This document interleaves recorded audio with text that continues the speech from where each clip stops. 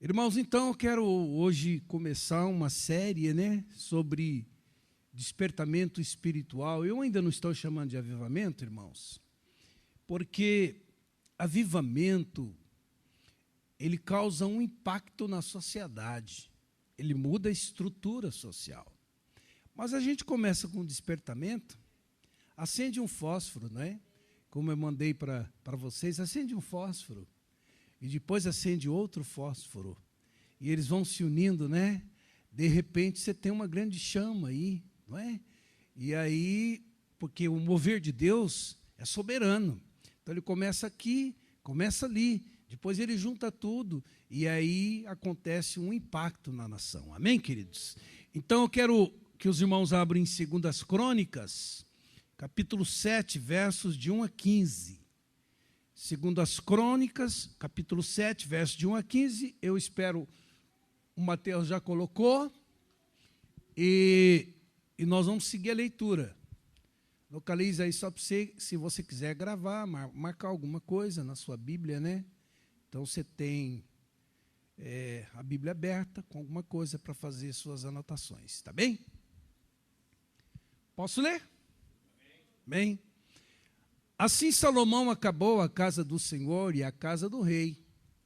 E tudo quanto Salomão intentou fazer na casa do Senhor e na sua casa, prosperamente o efetuou. E o Senhor apareceu de noite a Salomão e disse: ouvi tua oração, e escolhi para mim este lugar para a casa de sacrifício. Se eu cerrar os céus, e não houver mais chuva, ou se ordenar aos gafanhotos que consumam a terra, ou se enviar a peste entre o meu povo. E se o meu povo, que se chama pelo meu nome, se humilhar e orar, e buscar a minha face, e se converter dos seus maus caminhos, então eu ouvirei dos céus, e perdoarei os seus pecados, e sararei a sua terra. Agora estarão abertos os meus olhos e atentos os meus ouvidos à oração deste lugar, porque agora escolhi e santifiquei esta casa, para que o meu nome esteja nela perpetuamente, e nela estarão fixos os meus olhos e o meu coração todos os dias. Amém, Senhor?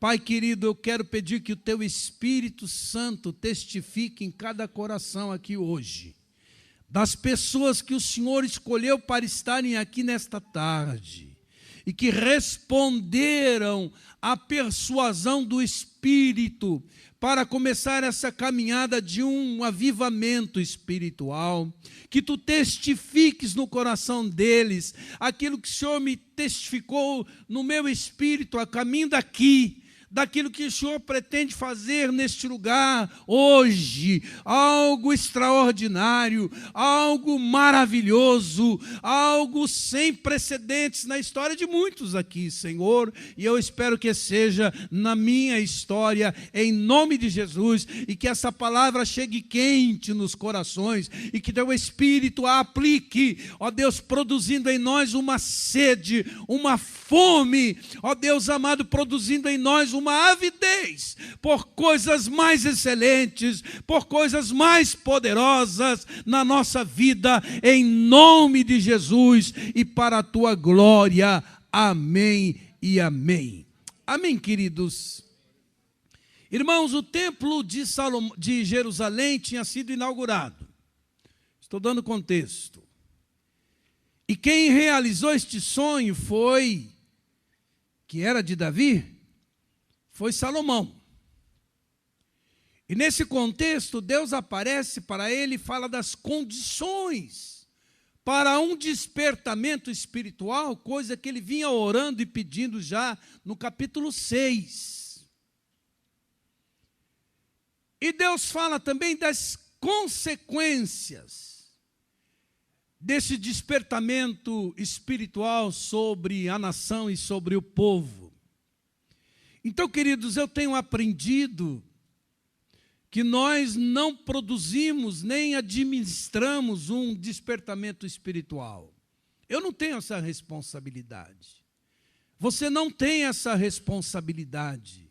Mas, de acordo com esse texto, nós podemos preparar o caminho para que esse despertamento espiritual chegue até nós. Amém? Quem está aqui quer preparar o caminho? Você vai dizer para Deus: Deus, conta comigo em nome de Jesus. E que seja em nome de Jesus um caminho sem volta, irmãos. Que a gente entre nisso para nunca mais voltar. Nunca mais voltar para a religiosidade, para a frieza espiritual, para o coração endurecido, para a dura serviço. Não, nunca mais. Que Deus não nos permita voltar em nome de Jesus. Então, em primeiro lugar, o despertamento espiritual chega a nós quando nós admitimos a nossa situação de crise. É numa situação de crise que a intervenção de Deus chega a nós. Verso 2 diz: e o Senhor apareceu de noite a Salomão e disse: ouvi tua oração, escolhi para mim este lugar, para a casa de sacrifício. E aí é interessante que ele entra aí no verso 3 dizendo: se eu cerrar os céus, isso é uma possibilidade. E não houver mais chuva, esta é outra possibilidade.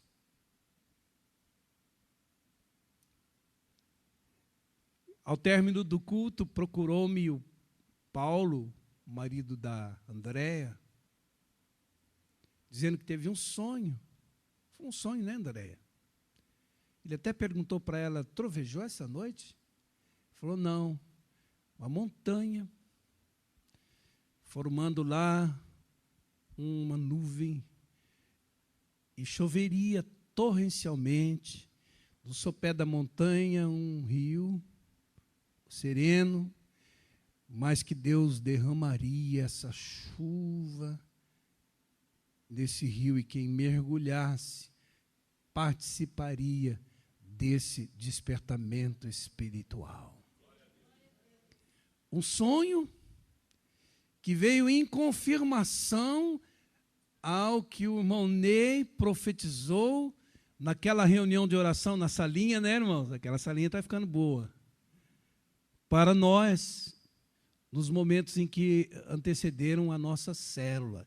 Então, uma coisa vai confirmando outra, e eu disse ao Paulo: Paulo, eu faço registro de todas as coisas, porque eu quero contar a história do despertamento espiritual que Deus trouxe para essa igreja.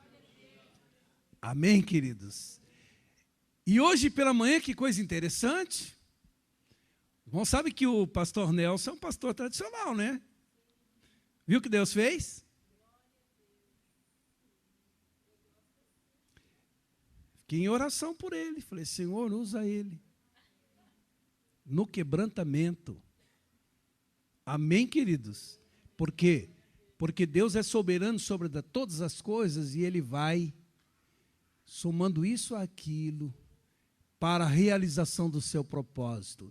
Então, meus irmãos, olha, é possível que os céus estejam cerrados em algum momento. Ele diz mais aqui: e se não houver mais chuva? Quando não há chuva, há o que, irmãos? Sequidão. Já sentiu assim?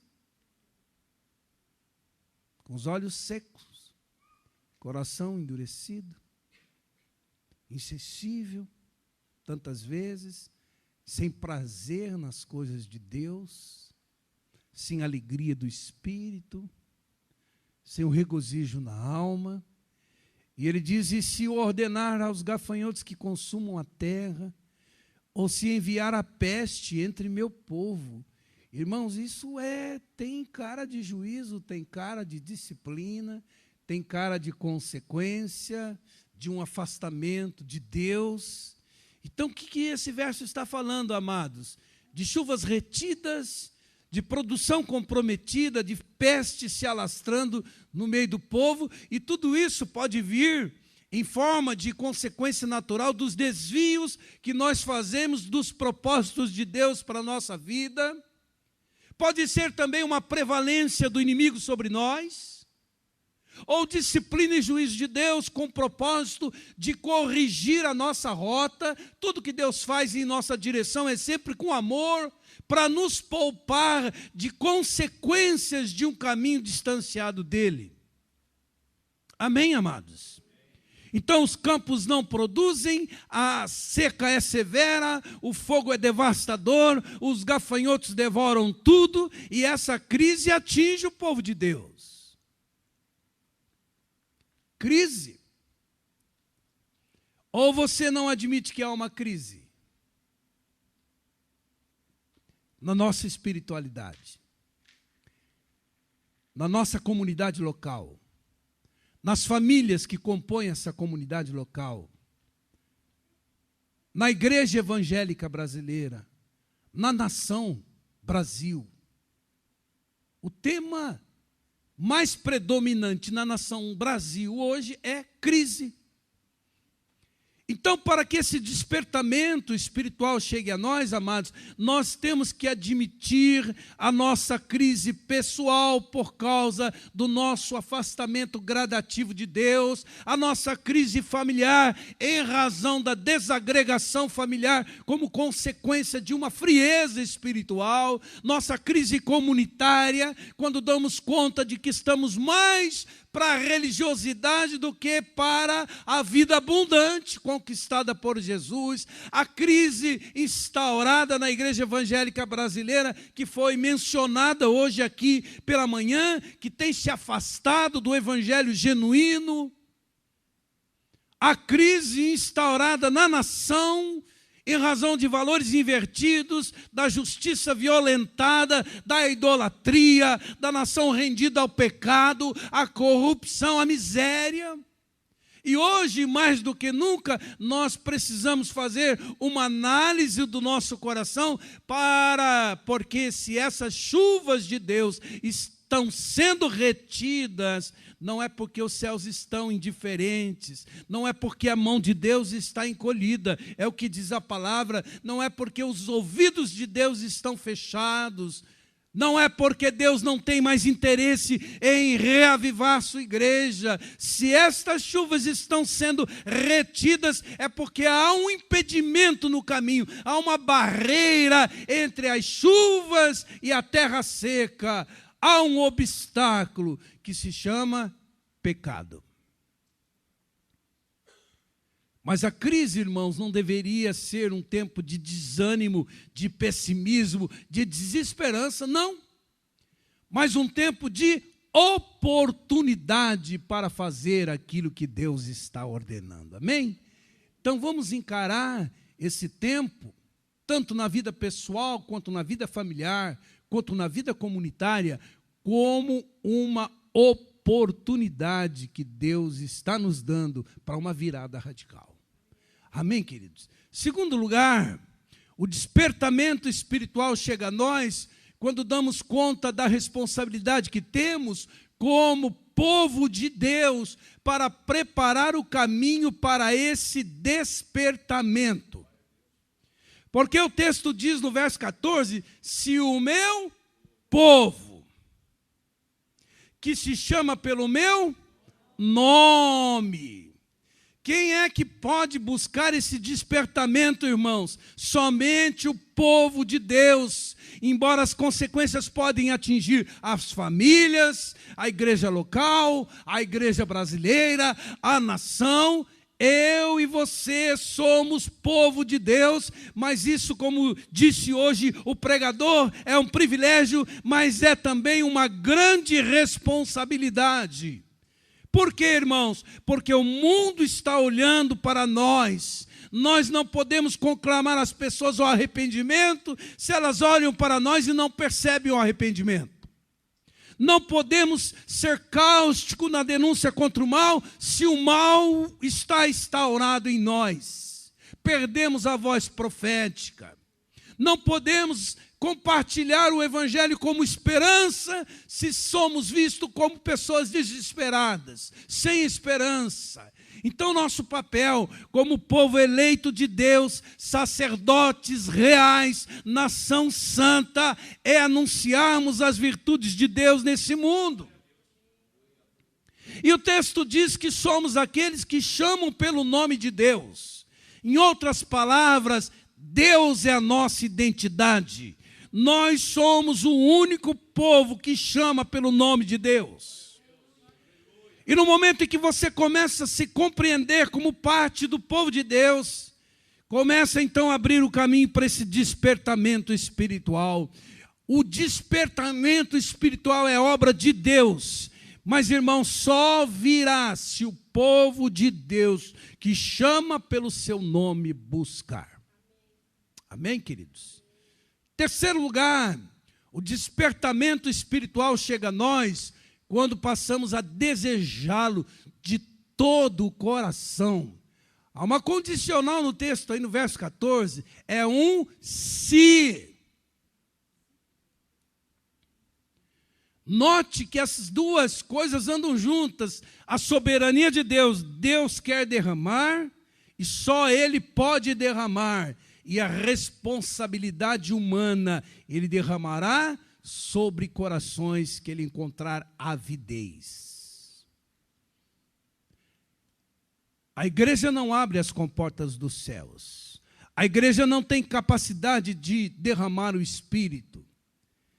Mas a igreja precisa preparar o caminho do Senhor para que Ele venha.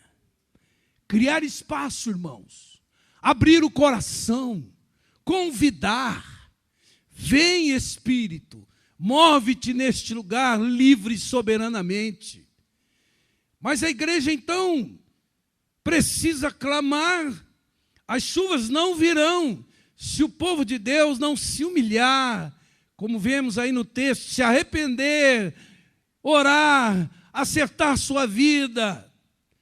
Por isso esse se indica também, irmãos, a possibilidade do povo de Deus, infelizmente, afastar-se dele. Porque se esse povo não se humilha, não ora, não busca, não se arrepende dos seus maus caminhos, os céus se fecham.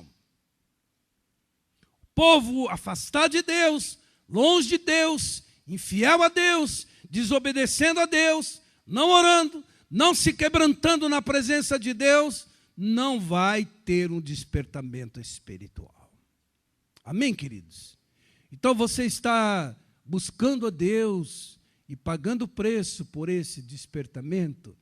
Eu digo não, mas eu quero.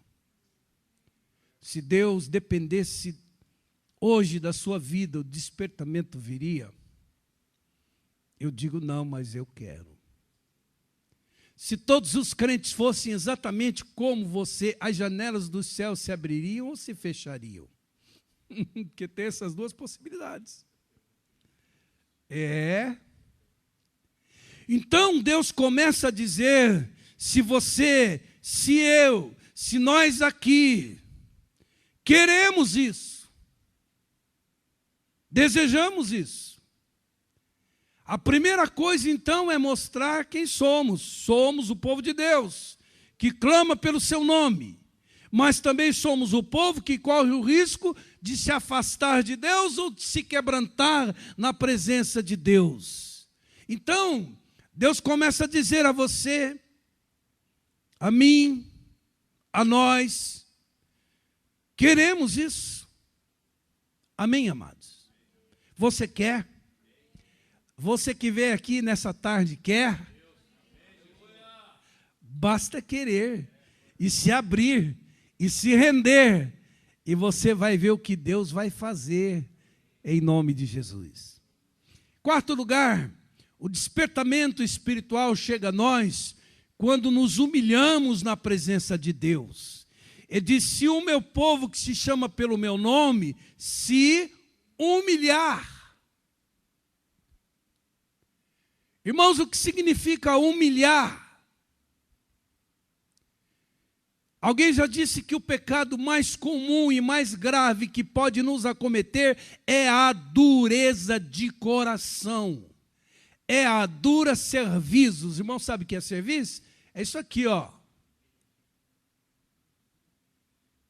Uma cerviz maleável se rende, se prostra, reconhece a grandeza, o poder, a soberania de Deus, o pecado, e a cerviz endurecida empina o nariz e se banca e caminha na autoconfiança e começa a pecar deliberadamente, cinicamente. Ele não consegue mais captar os sinais de Deus. Então, irmãos, isso tem a ver com a soberba, com a altivez, com orgulho, a incapacidade de admitir o erro, de admitir o pecado, essa incapacidade de reconsiderar, de se deixar tratar por Deus. Qual foi a última vez que você viu um crente se debulhando na presença de Deus? Chorando pelo seu pecado, chorando pelo pecado que graça no mundo, deixando de dizer como aquele homem, graças te dou porque eu não sou como esse pecador, mas dizendo, ai de mim, Senhor, sê propício a mim, pecador. Então, queridos, o despertamento espiritual começa com choro. Quando eu tenho consciência da minha verdadeira condição espiritual, bem-aventurados os humildes de espírito. Por quê, irmão? Porque Deus resiste aos soberbos, mas Ele dá graça aos humildes. Por isso, humilde de espírito é bem-aventurado. Então, nada começa na vida cristã a não ser que você se renda, a não ser que você baixe a guarda, a não ser que você admita a sua falência, a não ser que você se quebrante na presença de Deus. E por que se humilhar, irmãos? Porque a Bíblia diz que Deus habita num alto e sublime trono. Deus é transcendente, mas Deus é imanente, Ele habita com contrito e quebrantado de coração. Então a pergunta que eu preciso fazer é essa: meu coração já está assim? Como daquele publicano que batia no peito e nem ousava olhar e dizia, ser propício a mim, eu sou um pecador. Aqui começa, irmãos, o despertamento espiritual, e esse é o preço que nós temos que pagar. Amém, queridos? Quinto lugar, o despertamento espiritual chega a nós quando buscamos a Deus em oração, como vimos no domingo passado, não é? Aquele testemunho que eu dei sobre o avivamento na Argentina. Verso 14 diz, se o meu povo que se chama pelo meu nome se humilhar e orar. Nunca houve despertamento espiritual sem oração, irmãos. Assim como nunca há vitória espiritual sem oração. Jacó prevaleceu em oração e Deus mudou o nome dele, mudou a história dele. Elias prevaleceu na oração e os céus se derramaram em chuvas torrenciais.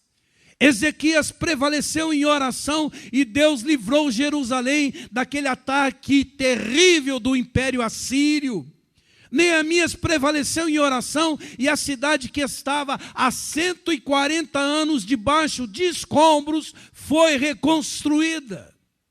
Os discípulos prevaleceram em oração 10 dias no cenáculo de uma casa e o Espírito Santo foi derramado ali no Pentecostes. Os pastores coreanos, num retiro espiritual em 1907, prevaleceram em oração e aquele país experimentou um avivamento que dura até hoje. E a Coreia passou a ser um país de primeiro mundo. Aqui vai a pergunta, né, irmãos? Se dependesse da sua vida de oração, o despertamento espiritual viria. Essa pergunta é para mim. Como está a sua vida de oração? Você tem andado tão ocupado que não consegue parar para orar? O que enche o teu coração? A quem você aspira? O que você deseja? O que você tem buscado com tanta força na existência? Que lugar a oração ocupa na sua agenda? Quão comprometido você está com a oração? Amém? Por quê, irmãos? Porque, a bem da verdade, nós andamos distraídos com muitas coisas. A gente faz assim, a gente inverte a ordem, né? Jesus falou assim, buscar em primeiro lugar o reino de Deus, a sua justiça, as demais coisas. Quais? Comer, beber, vestir, vida com dignidade, conforto, vos serão acrescentadas. A gente esquece aqui e fica aqui, as demais coisas. Senhor, as demais coisas. Senhor, as demais coisas. Senhor, as demais coisas. O ensino de Jesus aos discípulos tomados de ansiedade, de preocupação com a sobrevivência. Legítima é. Mas olha como a gente pode errar o foco, irmãos. Podemos nos distrair com muitas atividades que impedem-nos de orar. Todavia, sem oração, nós perdemos a intimidade com Deus, nós perdemos poder espiritual, as janelas dos céus continuam fechadas e o caminho vai estar bloqueado para nós. E Deus quer mudar essa coisa na nossa vida. Deus quer mudar isso na nossa igreja. Deus quer mudar isso na igreja brasileira. Olha que estatística que chegou a mim. Em mais de 80% das igrejas nesse país, as reuniões de oração estão morrendo. Ninguém aparece, irmãos. Tem que ter show, como disse hoje o pregador da manhã. Tem que ter artista. Tem que ter movimento. Nós temos tempo para o churrasco, para a festa, para o aniversário, para a viagem, para o negócio, para ganhar dinheiro, para gastar dinheiro, mas nós não temos tempo para orar. Porque Deus não tem sido a prioridade, porque não temos tido fome e sede de Jesus. Mas o despertamento vem quando o povo de Deus se entrega à oração.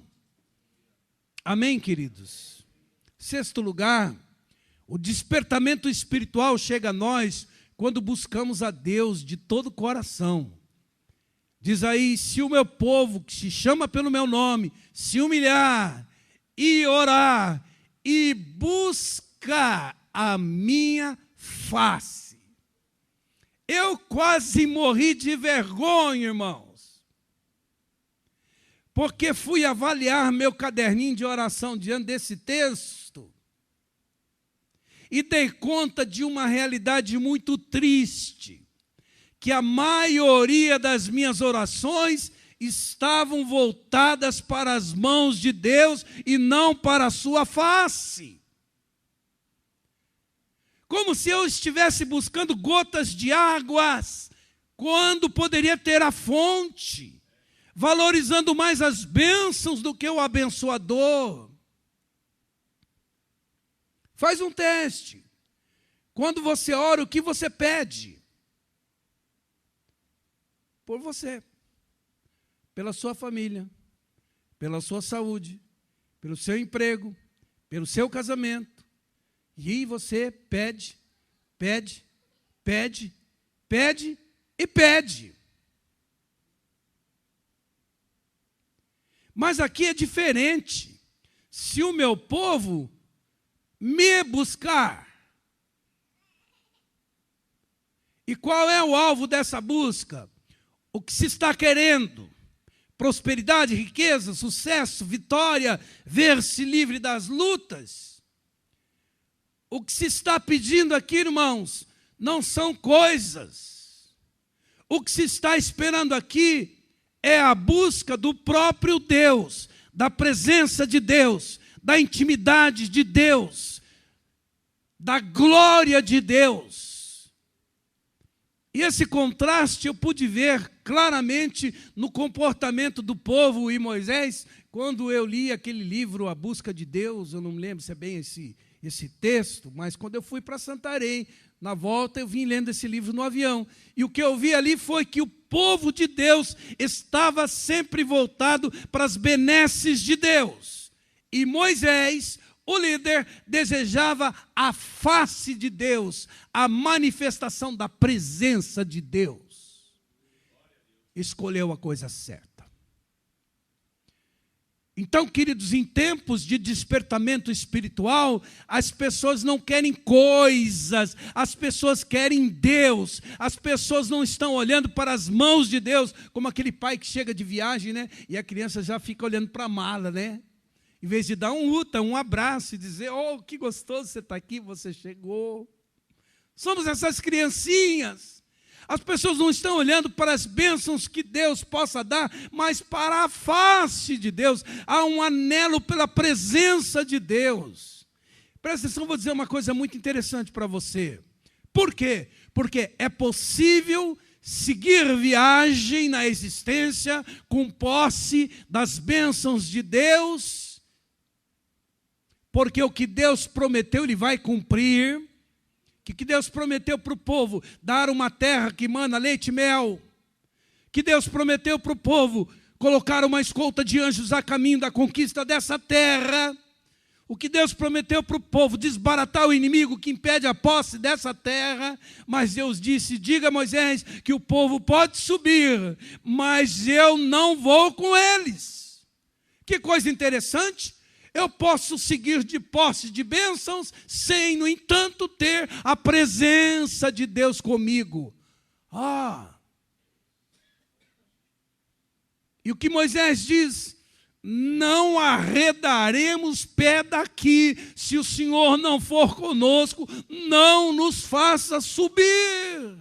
Anjo é bom, mas eu não quero anjo. Terra prometida é boa, mas eu não quero terra prometida. Eu quero a tua presença e a tua presença na nossa vida. Amém, queridos? Sétimo lugar, o despertamento espiritual chega a nós quando nos convertemos do nosso mau caminho. Quando o povo de Deus anda por mau caminho, esse povo perde a presença de Deus. E quando o povo de Deus perde a presença de Deus, ele experimenta disciplina e juízo de Deus, porque, como disse, o inimigo prevalece. A vida deixa de ser abundante, vitoriosa, frutífera. As pessoas blasfemam de Deus por causa do mau testemunho do seu povo. A obra de Deus emperra, a igreja não cresce, a vida não anda, tudo emperra. E o que significa converter dos maus caminhos, irmãos? Demonstrar frutos de arrependimento. Eu estou indo nessa direção, dou conta do meu mau caminho, e volto e caminho para outra direção. Isso é arrependimento. Eu mentia, tinha uma vida de mentira, de hipocrisia. Eu decido ser íntegro, verdadeiro, sincero, coerente diante de Deus. Eu era maledicente, tinha juízo temerário, beligerante. Eu decido calar a minha boca e deixar Deus usar a minha boca somente para a edificação da sua igreja. Vou mudando. Amém, queridos? Eu me omitia na feitura do bem e começo a dizer, Deus, eu só sei obedecer regras e normas, mas o meu coração não é misericordioso, não é compassivo. e diante da necessidade de um irmão, eu fecho meu coração mesmo tendo recurso, eu me arrependo e começo a andar noutra direção. Isso é mudar o mau caminho. Eu era desonesto, eu começo a buscar uma vida de honestidade. Eu tinha prática que era inadequada ao meu testemunho. Eu deixo essa prática por temor de Deus. Ou seja, você não encobre a transgressão, você confessa e deixa, e você alcança a misericórdia de Deus. Então, qual deve ser a nossa oração? A oração do Salmo 139, que Davi nos ensinou. Sonda o meu coração, Senhor. Vê se há em mim algum caminho mau e guia-me pelo caminho eterno. Por que, irmãos? Por que Davi faz essa oração a Deus? Porque tem hora que eu estou tão acostumado ao mau caminho que nem dou conta que estou nele.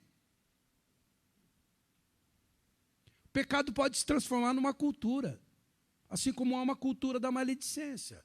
Você compartilha para orar, mas aí você começa a alardear e divulgar. Porque a gente veste de espiritualidade alguns pecados nossos.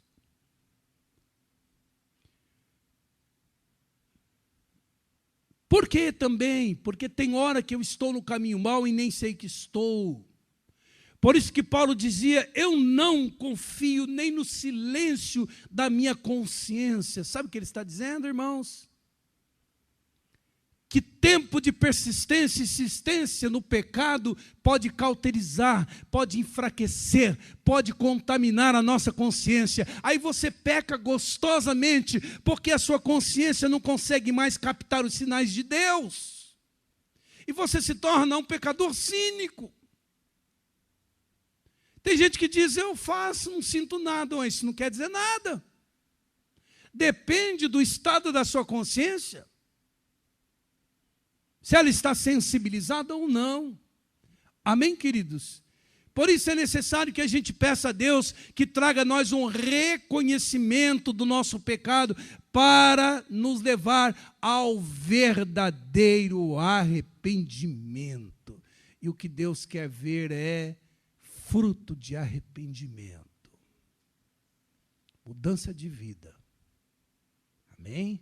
Você vem, se arrepende diante de Deus, e a hora que você levanta, Deus fica assim. Vamos ver, né? Que aqui no altar é fácil. Eu quero ver no dia a dia. Isso é fruto de arrependimento. Eu acho que é o último lugar, espero que seja, que eu já estou cansado. E quando o despertamento espiritual chega a nós, é assim. Acontecem 3 coisas, irmãos. A primeira, no verso 14, diz, então eu ouvirei dos céus. Amém? Vamos lembrar? Arrependimento, oração, abandonar os maus caminhos. Amém, queridos?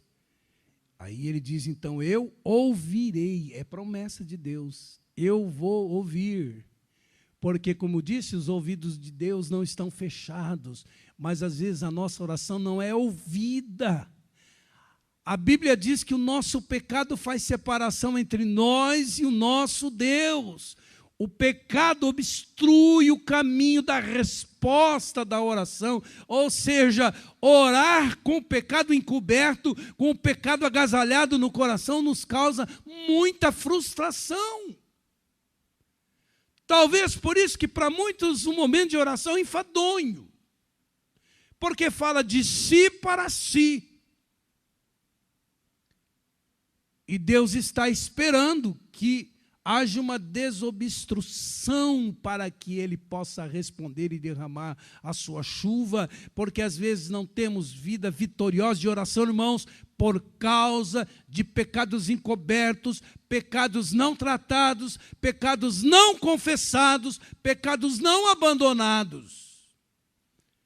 Mas a primeira coisa que Deus promete a nós é a seguinte: quando você acertar a sua vida comigo, a sua oração fluirá, porque o obstáculo foi tirado e Deus vai escutar você.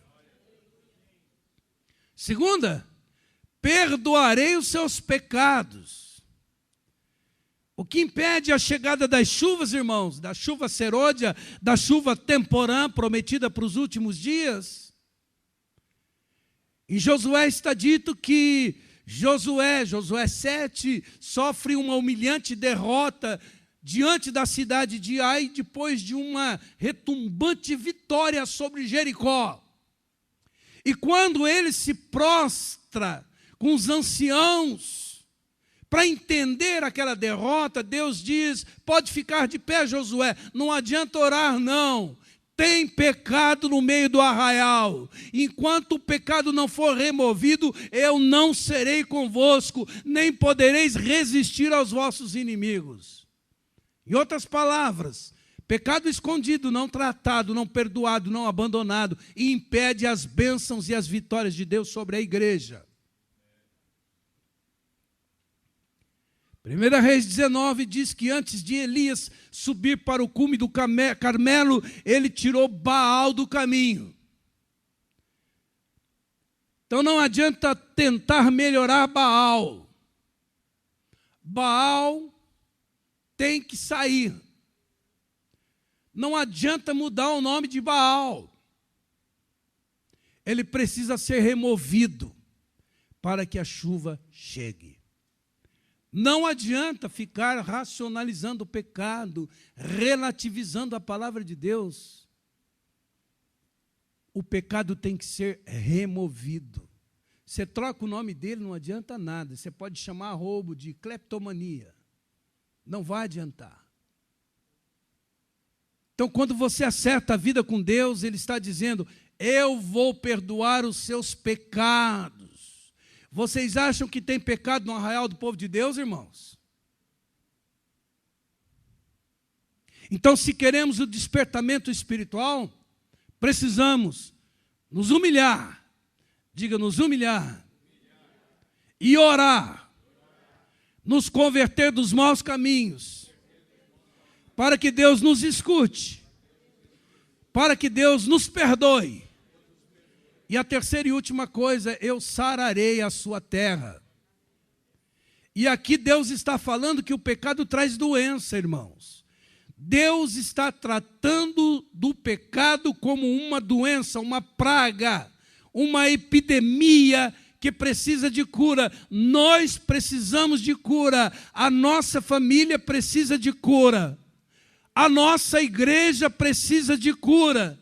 Os evangélicos no Brasil precisam de cura. A nação brasileira precisa de cura. E quem pode curar, irmãos? Deus. Só Deus. E o que precisa acontecer para Deus curar? Humilhar, se arrepender, acertar a vida, buscar a Deus, se converter dos maus caminhos e orar. E Deus promete que vai fazer.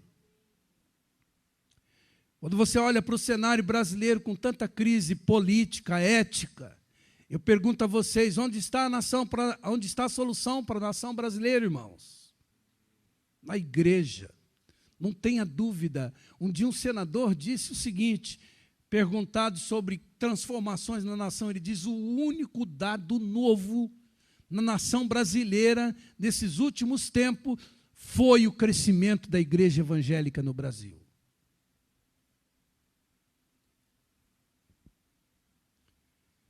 Então, queridos, eu queria conclamar você para orarmos, em primeiro lugar, por nós mesmos. Tudo começa em nós. Que nós possamos dizer: haja avivamento na minha família, Senhor, começar em mim. Haja um despertamento espiritual, Senhor, na minha igreja, a começar em mim.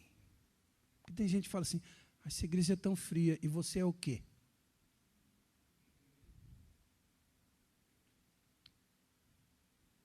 Que venha o despertamento, o avivamento para a nossa nação, você possa dizer: a começar em mim, Senhor. tem que começar em algum lugar, irmãos. Tem que acender um fósforo. E orarmos pela nossa igreja local, pela igreja evangélica do Brasil, pela nação brasileira, porque é Deus que cura, é Deus que restaura. É tempo de buscarmos o Senhor. E Deus promete derramar seu Espírito sobre nós. Ele diz, porque derramarei água sobre os sedentos e torrentes, sobre a terra seca. Bem-aventurados que têm fome e sede de justiça, porque serão fartos. Derramarei do meu Espírito sobre a tua posteridade e a minha bênção sobre os teus descendentes. É isso que Deus promete para nós, amados. E veja como termina esse texto aí no verso 15 e 16. E agora, depois de todo esse processo, estarão abertos os meus olhos e atentos os meus ouvidos à oração deste lugar. Porque agora escolhi e santifiquei esta casa, para que o meu nome esteja nela perpetuamente, e nela estarão fixos os meus olhos e o meu coração todos os dias. Amém, queridos? Estou muito encorajado pelo Senhor, daquilo que Ele vai fazer aqui agora, nessa mesma hora. Amém? E nós vamos quebrar um paradigma aqui, tá, amados? Esse culto, a partir de agora, virou culto de oração. Tá? Não é o culto de domingo à tarde, é um culto de oração. Dou liberdade, se você precisa sair e ir, eu gostaria que você ficasse. Mas eu dou liberdade para você, porque eu não quero constranger ninguém, porque eu acho que a persuasão tem que ser do Espírito Santo. Então, em primeiro lugar, se o meu povo que se chama pelo meu nome se humilhar, vamos ter um momento de humilhação agora, na presença de Deus. Peça perdão pela sua soberba, pela sua altivez. Peça a Deus que pode se ajoelhar. Ajoelhar é um sinal profético de humilhação. Vamos nos humilhar na presença do Senhor, em nome de Jesus. Aqui curvado, Jesus.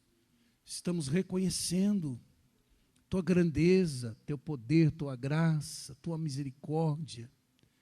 No mesmo tempo em que estamos reconhecendo quão distantes estamos daquilo que tens para nós, Senhor. Nós nos humilhamos aqui, nós nos rendemos ao Espírito Santo agora. Nós oramos como Davi, sonda o nosso coração, vê se há em nós algum caminho mau, porque nós queremos confessar nosso pecado, nós queremos demonstrar fruto de arrependimento. Não somos devedores à nossa carne, não somos mais escravos do pecado. O Espírito Santo que nos habita, nos capacita para obedecer, para encarnar tua palavra, para fazer a tua vontade. Por isso, Deus, nós nos quebrantamos agora na presença do Senhor e pedimos, quebra toda frieza, toda inapetência, toda falta de fome, sede de ti, das tuas coisas. Quebra toda a opressão espiritual na nossa vida, toda amarração do diabo no nosso caminho, meu Deus. Quebra, Senhor amado, essas ciladas do inimigo, essas amarrações do inferno que nos impedem de fluir na unção do Senhor, que nos impedem de desfrutar da bênção do Senhor, que nos impedem de buscar tua face, buscar a tua intimidade, buscar a tua comunhão. Nós nos arrependemos agora, em nome do Senhor Jesus, e queremos agora assumir um compromisso contigo, meu Deus, de buscar-te com toda a nossa força, priorizando o Senhor, escolhendo o nosso melhor tempo, queremos buscar o Senhor, não ficar somente olhando para as suas mãos, mas contemplar a tua face, a tua glória, desejar a tua presença manifesta em nós, na nossa vida, na nossa comunidade, no nosso tempo de culto, na nossa família, Senhor, em nome de Jesus. Coloca, Senhor, essa fome, essa sede no nosso coração, meu Deus. Perdoa os nossos pecados, Jesus.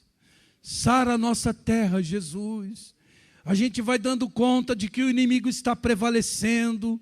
A gente vai dando conta de que a carne está prevalecendo. A gente vai dando conta de que a vida abundante, a vida vitoriosa, a vida frutífera que Jesus conquistou para nós não está sendo uma realidade na nossa existência, mas nós estamos aqui nesta noite para nos arrepender, Jesus, verdadeiramente dar um start, começa ó Deus, um processo de arrependimento, de busca da tua face, de entrega, de rendição na tua presença, em nome de Jesus, em nome de Jesus.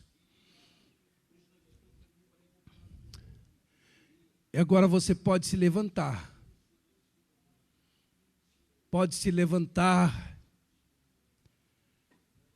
e ouvir de Deus o seguinte: